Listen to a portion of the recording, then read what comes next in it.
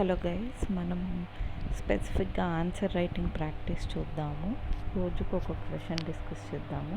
ఇది మెయిన్స్ 2022కి బాగా హెల్ప్ అవుతుంది. సో జిఎస్ 2కి సంబంధించిన క్వశ్చన్స్ చూద్దాం ఇప్పుడు. సో బేసికలీ ఫస్ట్ క్వశ్చన్ చూస్తే మనకి elements the challenges and opportunities in having and all India judicial services. So మనము ఛాలెంజెస్ ఆపర్చునిటీస్ చూడాలి. ఆల్ ఇండియా జ్యుడిషియల్ సర్వీసెస్ తీసుకొస్తే దానికి సంబంధించిన ఛాలెంజెస్ ఏంటి, ఆపర్చునిటీస్ ఏంటి అనేది.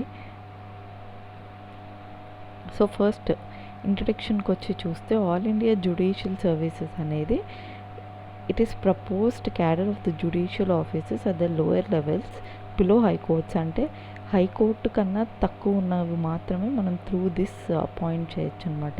బికాస్ హైకోర్టుకి సుప్రీంకోర్టుకి ఆల్రెడీ కాన్స్టిట్యూషన్లో మెన్షన్ చేసింది recruited through and open competitive merit based exam at national level. So proposal అనేది మనకి ఏంటి అంటే ఫస్ట్ ఎవరు సజెస్ట్ చేశారు అంటే 1961లో చీఫ్ జస్టిసెస్ కాన్ఫరెన్స్ అనే దాంట్లో సజెస్ట్ చేస్తారనమాట. Later constitution of India was amended.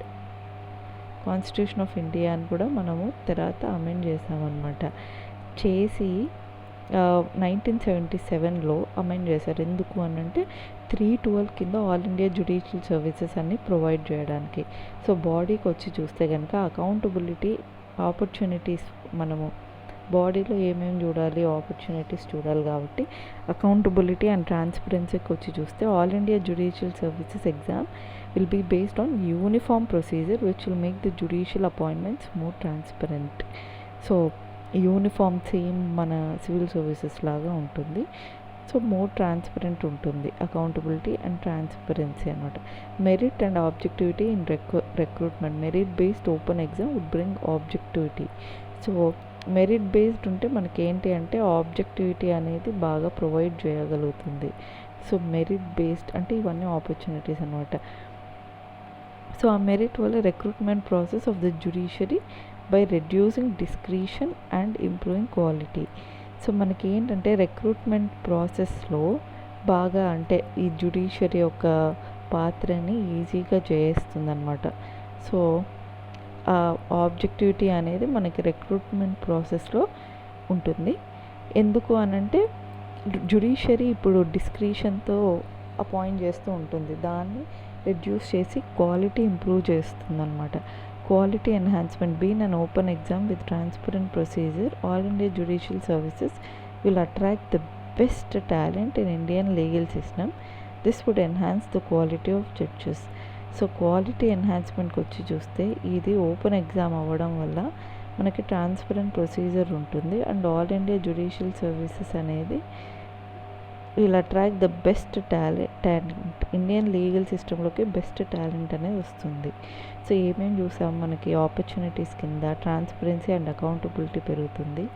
తర్వాత రిక్రూట్మెంట్ ప్రాసెస్ ఈజీ అవుతుంది, క్వాలిటీ ఎన్హాన్స్మెంట్ ఉంటుంది, మెరిట్ అనేది ప్రయారిటీ ఇస్తారు.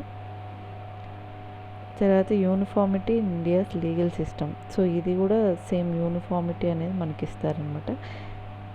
స్టేట్ లెవెల్ డిఫరెన్సెస్, లాస్లో నెపోటిజం ఇవన్నీ కూడా తగ్గుతాయి. Tackling pendency. Streamline and objective recruitment would ensure regular supply of the good quality judicial officers for vacant post which would increase productivity and reduce pendency of cases. So మనకి pendency of the cases అనేది బాగా తగ్గుతుంది. ఎలా అనంటే objective recruitment జరుగుతుంది, regular supply of good quality judicial officers ఉంటారు కదా. So దీనివల్ల మనకి పెండెన్సీ తగ్గుతుంది. Reduction of the corruption and nepotism. So ఇది యూపీఎస్సీ లాగా ట్రాన్స్పరెంట్ ఓపెన్ ఎగ్జామ్ ఉంటుంది కాబట్టి మనకి నెపోటిజం ఇవన్నీ కూడా తగ్గుతాయి అన్నమాట. Innovation and efficiency. Well organised judicial will attract best minds from our law schools. Hence young and dynamic judges will bring in innovation, energy and efficiency to make a difference. So ఇవన్నీ innovations ఇవన్నీ కూడా possible అవుతుంది. Next challenges చూస్తే separation of the power. So all India judicial services ఏంటి అంటే appointment of judges union పవర్కి ఇస్తుంది. Which is again separation of power కదా. Article 50 అనేది దాని గురించి మెన్షన్ చేస్తుంది కదా. So it's against it. Problem setting up curriculum followed by different law schools in different states lacks effective standards. So national NALSA అని ఉంటాయి కదా, నేషనల్ లీగల్ సర్వీసెస్, అవి తప్పితే ఇంకా మిగతా అంతా కూడా కొన్ని ఎఫెక్టివ్ స్టాండర్డ్స్ అనేది లేదు. సో దీనివల్ల కూడా ప్రాబ్లం అవుతుంది అనమాట. అండ్ మనకి ఏంటంటే ఆ లా కరికులం అది ఇప్పుడు ఏపీకి అయితే ఏపీ సెట్ వేరే ఉంటుంది, ఇవన్నీ కూడా. సో అందరినీ అకామిడేట్ చేయాలంటే కష్టమవుతుంది. Issue of the local languages. Each డిస్ట్రిక్ట్లో సెషన్స్ జడ్జ్ స్టేట్ లాంగ్వేజ్లో మాట్లాడుతూ ఉంటారు. సో అది లోకల్ లాంగ్వేజ్ ఫెమిలియర్ అవ్వడము ఇవంతా కష్టం అవ్వచ్చు. స్టేట్ ఆఫీసెస్ నుంచి రెసిస్టెన్స్ ఉంటుంది. సో ఆల్రెడీ జాయిన్ అయిన వాళ్ళ దగ్గర నుంచి కూడా చాలా ప్రాబ్లం ఉండొచ్చు అనమాట. So and question of the weaker sections. Currently each state offers reservation to certain weaker sections as per local socio-economic condition. A national level exam might not be able to accommodate these sections under its reserved umbrella.